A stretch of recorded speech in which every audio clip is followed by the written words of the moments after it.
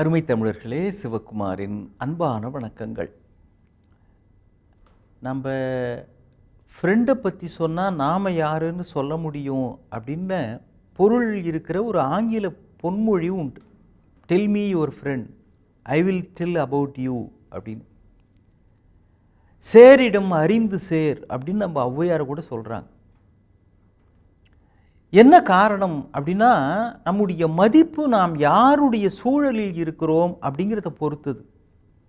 மதிப்புனா மற்றவங்க நம்ம பேரில் வச்சுருக்கிற மதிப்பு அப்படிங்கிறது இல்லை.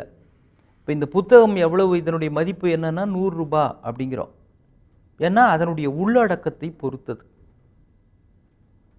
இப்போ நீங்கள் ஒரு நாள் முழுக்க இந்த பர்ஃப்யூம் ஷாப் இருக்குது இல்லைங்களா, வாசனை திரவியங்கள் விற்கிற கடை, அந்த கடையில் நீங்கள் ஒன்றும் வாங்க வேணாம். இப்போ foreign spray, scent, body spray எல்லாம் விற்கிற கடையில் இருங்க, நீங்கள் ஒன்றுமே வாங்க வேணாம். இல்லை சந்தனம், ஊதுவத்தி, அத்தர், ஜவ்வாது இதெல்லாம் விற்கிற கடையில் இருங்க, நீங்கள் ஒன்றும் வாங்கவே வேணாங்க. ஒரு நாள் முழுக்க அங்கேயே இருந்தீங்கன்னா போதும். நீங்கள் வெளியில் வரப்போ உங்கள் மேலேயே அந்த மனம் வீசும். அதே மீன் மார்க்கெட்டில் ஒரு நாள் முழுக்க இருங்க, நாள் முழுக்க நீங்கள் இருங்க, நீங்கள் மீன் வாங்கவே வேண்டாம், நீங்கள் வாங்கி சாப்பிடவே வேணாம். நானும் என்னுடைய நண்பரும் வாக்கிங் போய்கிட்டே இருக்கிறோம். அப்போ எதிர்த்தாப்புல ஒரு கூட நிறைய மீன் விற்றுக்கிட்டு மீனுன்னு காலையில் நேரம் விற்றுக்கிட்டு வராங்க. நான் சைவ உணவுக்காரர், நான் அசைவம் சாப்பிட மாட்டேங்க. எனக்கு அந்த மனம் கூட எனக்கு பிடிக்காது. வாடை அப்படின்னு தான் சொல்லுவோம். பிடிக்காதவங்களுக்கு அது வாடை, பிடிச்சவங்களுக்கு அது மனம், சரியா? அதனால் எனக்கு அது பிடிக்காது. அதனால் அந்த வாடை கூட எனக்கு பிடிக்காது. ஆனால் என் கூட வர்றார் ஒருத்தர் நண்பர், அவரு அடி சுத்த அசைவம். எப்படி சுத்த சைவம்னு வார்த்தை இருக்கிற மாதிரி சுத்த அசைவம். அவருக்கு சாப்பிட்டாலே அசைவம் ஐட்டம் அதில் இருக்கணும், அதுதாங்க சாப்பாடும்பார். பறக்கிறதுல பிளேன், ஹெலிகாப்டர் மட்டும் சாப்பிட மாட்டார். அது மாதிரி தண்ணியில் போகிறதுல கப்பல், படகு மட்டும் சாப்பிட மாட்டார், மற்றதெல்லாம் சாப்பிடுவார். அப்புறம் பார்த்துக்குங்க.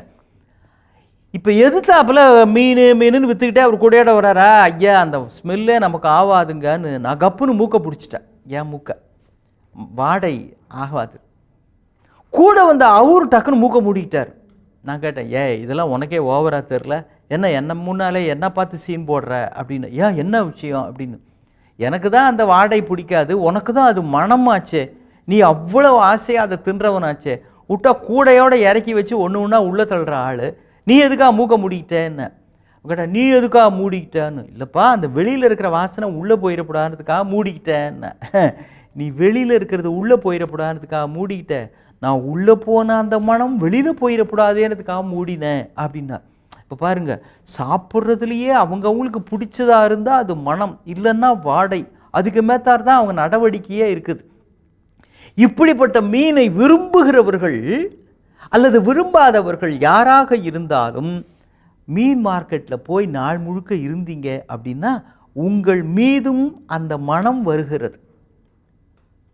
நீங்கள் பயன்படுத்தவே இல்லை, அந்த சூழலில் இருந்தால் அந்த சூழலின் தாக்கம் உங்கள் உடம்பின் பேரில் படிவது மாதிரி தான் நாம் எப்படிப்பட்ட மனிதர்களோடு பழகுகிறோம் என்பதும் நம்முடைய மனத்தின் சூழலை முடிவு செய்கிறது.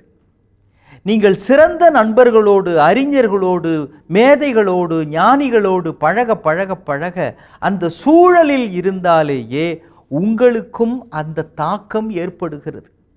நீங்களும் கொஞ்சம் கொஞ்சமாக அவங்க மாதிரியே ஆவீங்க. இந்த மீன் மார்க்கெட் மாதிரியான மனிதர்களிலும் மீன் மார்க்கெட் உண்டு இல்லைங்களா? கருவாடு மனம் வீசுகிற மனிதர்களும் உண்டு இல்லையா? நான் சாப்பிட்றவங்கள சொல்லலை, அது மாதிரி சிந்தனைகளில் செத்துப்போன சிந்தனைகள், பயனற்ற சிந்தனைகள், அந்த எண்ணங்கள் இருக்கிறவர்கள் அவர்களோடு பழகி கொண்டிருந்தால் நம்முடைய அக சூழலும் அப்படியே ஆகிவிடும். எனவே யாரிடம் பழகுகிறோம் என்பது முக்கியம் என்பதனால்தான் சேரிடம் அறிந்து சேர்ந்து நம்ம அவ்வாட்டி சொல்கிறாங்க. ஏன்னா வளரிளம் பருவம் இருக்குதே, அடலசன் பீரியட், அப்போ இது ரொம்ப முக்கியம். அடாவடித்தனம் பண்ணுற பையன்தான் ரொம்ப அட்ராக்டிவாக தெரிவான். ஏன்னா அவன் தான் சினிமாவில் வர ஹீரோ பண்ணுற மாதிரிலாம் அவன் பண்ணிக்கிட்டு இருக்கிறான். அப்படி தாடி வளர்த்துட்ருக்கான், அப்படி சீரட்டை அப்படி தூக்கி போட்டு போடுறான், அப்படி சர்ன்னு பைக்கில் அப்படி நிற்கிறான், வாத்தியாரை எதிர்த்து பேசுகிறான், படிக்க வேண்டிய அவசியமே இல்லை மச்சான், கட்சி நேரத்தில் பிட் அடித்து பாஸ் பண்ணிக்கொண்டா அப்படின்னு ஒரு ஞான தெளிவில் இருக்கிறான். இதெல்லாம் மனதில் ஈர்க்கக்கூடிய விஷயங்களாக அந்த பருவத்தில் படும். அப்படிதான் ஒரு பையன் இருந்திருக்கிறான். இந்த அப்பாவுக்கு என்ன பண்ணுறதுன்னு தெரியல, அவனை திருத்தணும்னு பார்த்துருக்கிறாரு. அவர்கிட்ட ஒரு கார் ஒன்று இருந்திருக்குது. அந்த பையனை கூப்பிட்டாரு, கண்ணா பர்றா, இந்த கார் இருக்குது, நம்ம தாத்தாவோட அப்பா காலத்து சேர்ந்த கார்ரா, ரொம்ப வருஷமாக இங்கேயே இருக்குது, இது என்ன, இதோட வேல்யூ என்னன்னு போய் விசாரிச்சுட்டு வா, 4-5 இடத்துல விசாரி அப்படின்னார். அப்பா என்னப்பா தாத்தா காலத்துலேருந்து இருக்குன்ற, இதை ஏன்பா விற்கணும்னு? நான் விற்கணும்ன்றதுக்காகலாம் கேட்கலப்பா, இது என்ன 100 வருஷம் ஆன கார் ஒன்று வீட்டில் இருக்குது, அது என்ன விலை அப்படின்னு தருவீங்க அப்படின்னு போய் கேட்டு வா அப்படின்ட்டு இருக்கிறார். அந்த இரும்பு வியாபாரி கேளுன்னு அவன் போனான். என்னப்பா பழைய இரும்பு, அது என்னது, அது காரை மிஞ்சி போனால் ஒரு 100 ரூபாய்க்கு எடுத்துக்கலாம், அவ்வளவுதான் அப்படின்ட்டு இருக்கிறான். சரி சரி கார் டீலரை போய் கேட்டு வா அப்படின்ட்டு இருக்கிறார்.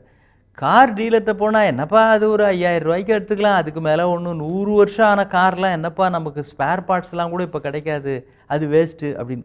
ஆனால் இந்த பழமையான கார்கள்லாம் சேகரம் பண்ணுறவங்க இருப்பாங்க, அவங்ககிட்ட போய் அவரை கேளு அப்படின்ட்டு இருக்கிறான்.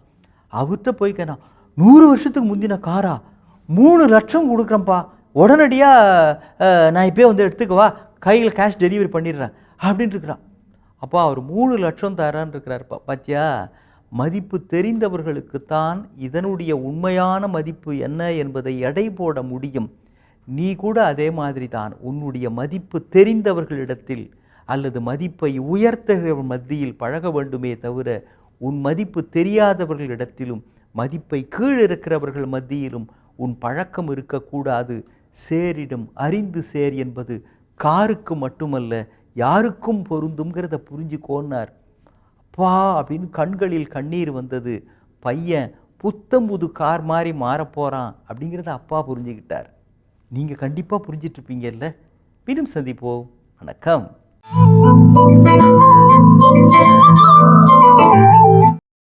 இன்னும் பல வீடியோக்களை காண சன் லைஃப் சேனலை சப்ஸ்கிரைப் பண்ணுங்க.